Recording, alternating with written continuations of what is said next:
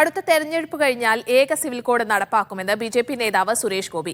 കേരയിൽ വരും കേട്ടോ എന്ന് പറയുന്നത് പോലെ ആവില്ല അത്. പിന്നെ ജാതിക്കൊന്നും ഒരു പ്രസക്തിയും ഉണ്ടാവില്ലെന്നും സുരേഷ് ഗോപി പറഞ്ഞു. യൂണിഫോം സിവിൽ കോഡിന് വേണ്ടി നിലകൊള്ളുന്ന ഒരു സർക്കാരാണ്. അത് അടുത്ത ഇലക്ഷൻ മാനിഫെസ്റ്റോയിൽ വാഗ്ദാനമായിട്ട് വരുമെങ്കിൽ, അത് നടപ്പിലാക്കി എടുക്കുമെങ്കിൽ പിന്നെ എവിടെയാണ് ജാതിക്ക് സ്ഥാനം? നമ്മളെല്ലാം ആഗ്രഹിക്കുന്നതും അതല്ലേ. ഇനി ആരും കരുതണ്ട അതൊരു പ്രത്യേക വിഭാഗത്തെ നശിപ്പിക്കാൻ അല്ലെങ്കിൽ അവരെ വിഷമിപ്പിക്കാനുള്ള ഒരു സംവിധാനമാണ്. ഏറ്റവും കൂടുതൽ ബെനിഫിഷ്യറി ആകാൻ പോകുന്നത് ആ വിഭാഗം തന്നെയാണ് എന്ന് ഉറപ്പിച്ച് ഞാൻ ഈ വേദിയിൽ നിന്നുകൊണ്ട് പറയും, കണ്ണൂരിന്റെ മണ്ണിൽ നിന്നുകൊണ്ട് പറയും.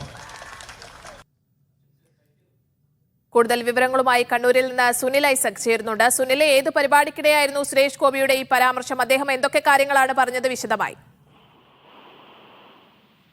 കെ സുരേന്ദ്രൻ നയിക്കുന്ന ജാഥ ഇന്ന് കണ്ണൂരിൽ ഉദ്ഘാടനം ചെയ്യുന്നതിനിടയിലായിരുന്നു നടൻ കൂടിയായ സുരേഷ് ഗോപി ഇത്തരത്തിൽ ഒരു പ്രസ്താവന നടത്തിയിരിക്കുന്നത്. അടുത്ത ലോക്സഭാ തെരഞ്ഞെടുപ്പിൽ NDAയുടെ പ്രകടന പത്രികയിൽ ഏകീകൃത സിവിൽ കോഡ് കൊണ്ടുവരുമെന്ന വാഗ്ദാനമുണ്ടാകും. അങ്ങനെ ഒരു വാഗ്ദാനം ഉണ്ടെങ്കിൽ സ്വാഭാവികമായും ഏകീകൃത സിവിൽ കോഡ് നടപ്പിലാക്കിയിരിക്കും എന്ന് തന്നെയാണ് സുരേഷ് ഗോപി പറയുന്നത്. ഇത് കേരളയിൽ വരുമെന്ന് കേരള മുഖ്യമന്ത്രി പറയുന്നത് പോലെയല്ല. ഇത് കൃത്യമായ നിലപാടാണ്. ഏകീകൃത സിവിൽ കോഡ് കൊണ്ടുവരിക തന്നെ ചെയ്യും.